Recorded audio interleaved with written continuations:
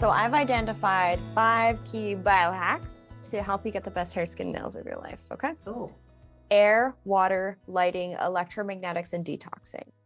So you touched on a few of them, and let's just specify now. So in regards to air, this is why washing your face is so important. Most homes have mold, okay? I don't care how new your home is. If you don't have mold, you could have VOCs, off-gassing from a new build or whatever. Anytime you go into a big box store, you're also just getting inundated with VOCs. If you smell it, it's in your brain. It's actually past that blood-brain barrier in your nose, and your brain registers it as a smell. And so if you smell something that doesn't smell good, I want you to leave because you're actually getting chemicals, VOCs, which are harmful. So air purification in the home is key. Having air purifiers in your bedroom, in your main living space, throughout the home, really important. Dirt, debris, pollution, mold, when they sit on the skin, actually creates oxidative stress and accelerated aging. So acne, pigmentation, signs of redness and inflammation. In certain countries and cities in the world, especially in the Orient, there's very high levels of air pollution. And we actually see more prevalence of skin redness, sensitive skin, and acne and pigmentation. So air is absolutely essential. Now, the next is water. Making sure you're drinking reverse osmosis, distilled water, no tap water. If you're out at restaurants, they're serving you tap water. So if you're out at a restaurant, ask for like a Pellegrino. That's great. I love mineral water. If I'm on the go at an event, I will not drink plastic water bottle water. That water is dead. You're getting BPAs from it. So always go for products that are in glass. So that's a great kind of on the go. Get yourself like a case of Pellegrino or carbonated mineral water, have it in your hotel room and just drink that throughout your stay. And the other thing you can do with water is structure it and also hydrogenize it. When you hydrogenize your water, you're literally transforming your water, not just into H2O, but you're actually infusing more hydrogen gas into it, which can have this beautiful antioxidant benefit. We can literally turn our water into an antioxidant. And I did that actually during a really long fast. I did a 5 to 7 day long fast in the desert at 7,000 to 8,000 feet in altitude. And it was really good for fueling. So you can do hydrogen tablets. We're using like the hydrogen tablets, because sometimes when I look at them, even the really good companies, they put like other things with them. And that was the concern to me, because I was doing it for quite some time. And then I was like, oh, I'm not sure. You can actually, there's different water systems available, and some of them I recommend and use myself, that actually use a cathode.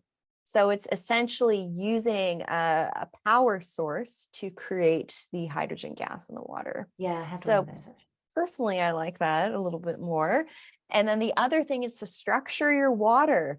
And you can structure water using various biohacking technologies that are on the market by literally placing your water next to semi-proprietary arrangement of semi-precious stones, metals with an amplifier, or you can even do it with certain types of minerals as well.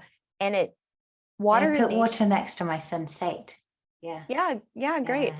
So the water in nature is free flowing. It's already ideally structured. The water in our body structured. When we drink water from the faucet, it's going through 90-degree curves. It loses its ideal bond structure nature. So that's why structuring your water can be really great, just to make it more bioavailable, so that when you actually drink it, your body it's more bioavailable. It doesn't take as much energy to transform that water back to structure. It's very interesting. So that's water. And then air, water, lighting. So you mentioned getting sunshine first day in the morning for circadian rhythm balancing. It's going to open up different pathways in the eyes to help regulate hormones. And then sun gazing, I would do cold therapy and distract myself with the sunset. And that was really nice, just to kind of tone down. Nice. What I would recommend before actually buying a red light panel is to remove as many LEDs in the home as possible. LEDs penetrate 100 nanometers deeper in the skin than what we get outside. So I postulate hair loss, facial pigmentation, accelerated aging, circadian rhythm imbalancing. Many of you already know these concepts of junk light. So any LEDs you have in your home, say in your ceilings, try and switch them out to halogen. Sometimes they're like a puck LED light. You have to change the entire fixture.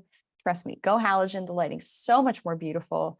And it's much better for the skin and aging. So air, water, lighting, and electromagnetics. I'm a huge fan of actually wearing EMF protective clothing all the time. I wear them when I sleep, or I use different blankets. And it's usually a silver type of woven material.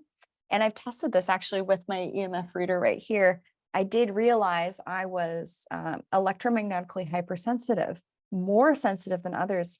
So some of the practices I would do would be hop in my 4x4 and go 200 miles out of cell phone reception and just have an off-grid day, get out of the house, all this. I'm a huge outdoor adventurist.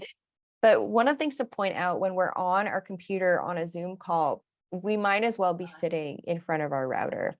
So I need to launder my EMF clothing. So it's in the laundry pile there. But oftentimes I'm business on top and wearing my EMF clothing down below.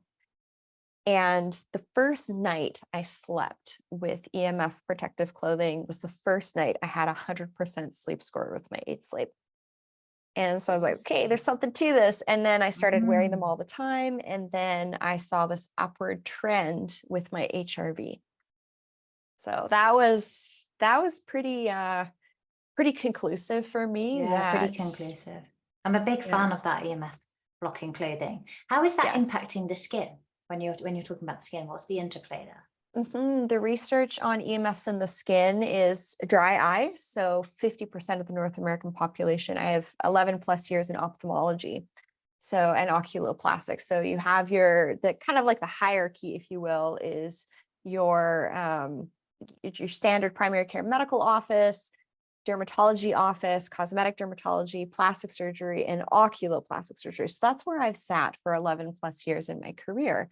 And so the eyes are the first area of the face to show signs of aging. That's why eyelid surgery is very popular for reducing excess hooding to the upper lower eyelids, first area of the face to age.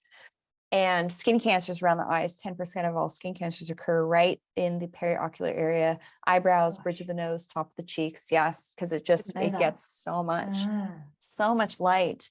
And so if 50% of the population are impacted by dry eye, you have to think about for a second what we're in front of all the time. We're literally on Zoom. We are getting bombarded, emails, whatever. I mean, a lot of us are living in front of computers for our workday, and we might as well be sitting next to the router. So there are some types of glasses that you can wear that I've seen that are EMF blocking. There's even some hats with a screen that come down that are EMF blocking. I mean, that might not be a great look. So that's one of the barriers I see as a woman. I don't want to look like I'm about to head on to the set of Star Trek. So I am working on some things behind the scenes for the ladies, because it's not really the best look right now with the EMF clothing for ladies. So don't worry, I'm on it. You're on it. So we'll wait for that. So EMF, and then the last one was grounding. Air, water, lighting, electromagnetics. The grounding is part of the electromagnetics. So offsetting it. Yes. And actually groundology.co.uk has some incredible images. Yeah, they do. I have a grounding mat from them. Yeah. Yep. I'm on a PEMF mat quite a bit too at the house here. And it's all about the blood. So if you are thinking about, just for a second, how EMFs impact the skin, it's actually via the mechanism of impacting your blood. When you're on your phone for 5 minutes, what happens with your blood? Instead of the red blood cells, which are like little donuts, little inner tubes, they are bouncing off one another because of electromagnetic interactions and repulsion. Now, when we're on our devices, we become too positively charged and our red blood cells start to stick together. They form chains called rouleaux. They go from like a smooth epithelial lining of the red blood cell to jagged. They start to stick together. You get clotting factors forming. So think about this for a second. If your blood's sticky, it's not flowing, you're not going to get good blood flow to your organs. There's research on the ovaries and the uterus on this. You're not going to get good blood flow to your brain. Your brain, hello, is the master control center of everything, your hormones, pituitary, everything. And then also your skin as the largest organ of the body. Now, if you want good skin, you have to have good blood flow so that the blood is flowing, carrying oxygen and nutrients to the tissues, and then also now detoxing, carrying away metabolic processes, metabolic waste products, and CO2. So if you don't have good blood flow, you're not going to have good function of your entire system, if you will. So getting outside and grounding is absolutely imperative. We've done this for thousands of years. We just haven't been doing so over the last couple of decades. We're told to stay indoors and stay in our home, and it's for your health, right? It's not for your health, actually. That's the most ironic thing. You need to get outside.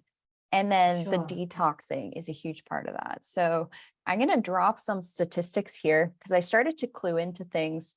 I was doing Zoom calls for skin rejuvenation in 2017. I didn't feel like it was fair for, just the clients in my local community to access this kind of information for rejuvenation. And so I tend to kind of postulate things before they happen. I'm not always right, but sometimes I am. And I was thinking to myself, okay, we're seeing some skin stuff. We're seeing some respiratory stuff. We're seeing some brain fog stuff. What could also be going on here?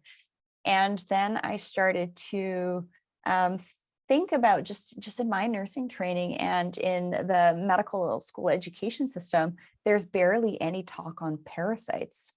I remember in my nursing education, there was one page and it only affects, third world countries. That's not true. So I started to chat with 40-year plus parasitologists, look at the research. 80% of North Americans have parasites. So we in do their more skin throughout the body. Throughout the body. Okay. Yeah. So if you're dealing with autoimmune stuff, Lyme's disease, about 70 to 80%, as per the research I've seen from parasitologists reporting on this, the Lyme's is actually housed in a parasite. Clear the parasite, clear the Lyme's. Okay. A lot of us with gut disturbances, when I first started doing gut testing for nutrition food analyses, it didn't look at parasites, but my gut scores weren't great. And I was like, what's going on here? I'm eating really well. Why isn't this moving? And then I did a cleanse. And this particular cleanse was highly alkalining. First 1 or 2 weeks, you don't feel great. Same thing with like the first 2-3 days of a fast. And I was noticing that I was actually eliminating things. I mean, it's largely due to drinking river water on my days off in the wilderness, and eventually it caught up with me. But we pick things up through shaking hands, human contact, through breath, and also through food. So 80% of us in North America have parasites.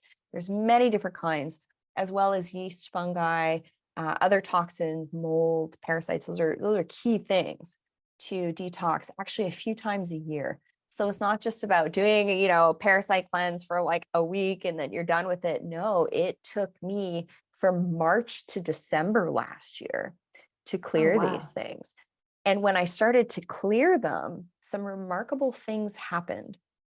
When I was detoxing them, I actually had visual flashes in my periphery when I was watching a movie. So I was like, oh, well, that's interesting. This is potentially a sign of toxins being released in the central nervous system. Parasites can impact your central nervous system. They're not just contained in the gut. These things are little. They kind of go everywhere. They can actually breathing disorders through impacts of the diaphragm and the lungs, cognitive disorders, parasites in the brain, and also skin disorders. I even had a doctor meet with me and she's like, yeah, I was looking after this person and they had parasites on their arm and I came into contact with them and then I got like all these things on my skin. And she unfortunately went to another doctor and they gave her a referral to a psychiatrist. So the last thing you want to do is go to your doctor and say, you think you have worms.